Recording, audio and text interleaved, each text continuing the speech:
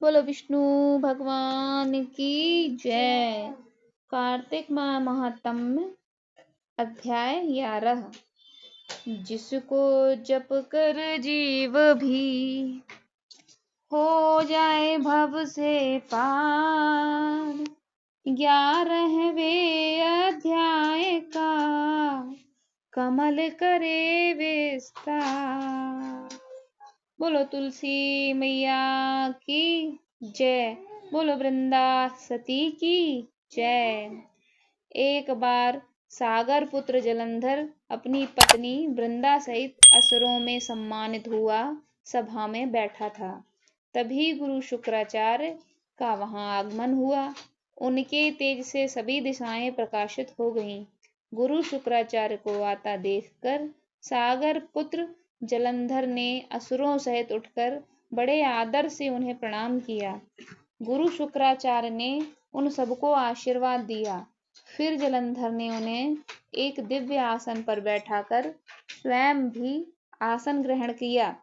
फिर सागर पुत्र जलंधर ने उनसे विनम्रता पूर्वक पूछा, हे गुरुजी, आप हमें यह बताने की कृपा करें कि राहु का सिर किसने काटा था।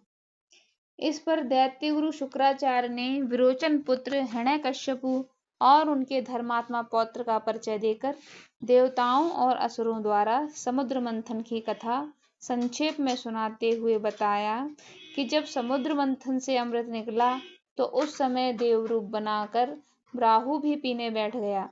इस पर इंद्र के पक्षपाती भगवान विष्णु ने राहु का सिर काट डाला। अपने गुरु के मुख से इस प्रकार के वचन सुनकर जलंधर के क्रोध की सीमा न रही। उसके नेत्र लाल हो गए। फिर उसने अपने धसमर नामक दूत को बुलाया और उसे शुक्राचार्य द्वारा सुनाया गया वृत्तांत सुनाया।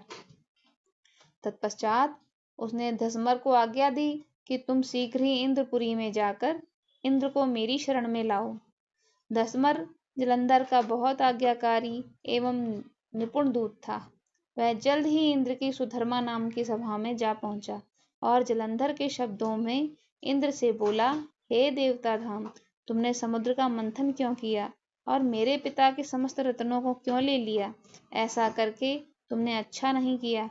यदि तू अपना भला चाहता है तो उन सब रत्नों एवं देवताओं सहित मेरी शरण में आ जा, अन्यथा मैं तेरे राज्य का ध्वंस कर दूंगा। इसमें कुछ भी मिथ्या नहीं है। इंद्र बहुत विस्मित हुआ और कहने लगा, पहले मेरे भय से सागर ने सब पर्वतों को अपनी कुक्षी में स्थान क्यों दिया और उसने मेरे शत्रु दैत्यों की रक्षा क्यों की। इसी कारण मैंने उसके सब रत्न हरण किए हैं। मेरा द्रोही सुखी नहीं रह सकता, इसमें संदेह नहीं। इंद्र की ऐसी बात सुनकर वह दूत शीघ्र ही जलंधर के पास आया और सब बातें कह सुनाई।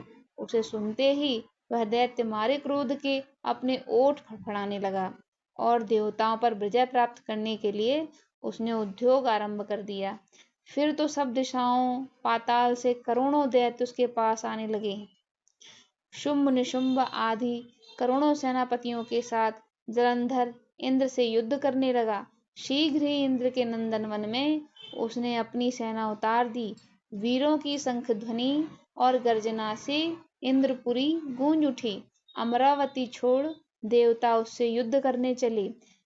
भयानक मार काट हुई। असुरों के गुरु शुक्राचार्य ने अपनी मृत संजीवनी विद्या से देव गुरु बृहस्पति द्रोणागुरु से औषधि लाकर जिलाते रहे।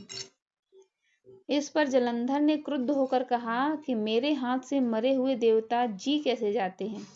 जिलाने वाली विद्या तो आपके पास है। तत्पश्चात यह सागर पुत्र युद्ध भूमि में आकर बड़े तीव्र गति से देवताओं का संहार करने लगा।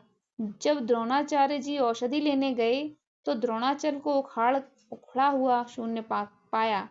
वह भयभीत हो देवताओं के पास आए और कहा कि युद्ध बंद कर दो, जलंधर को आप जीत नहीं सकेंगे।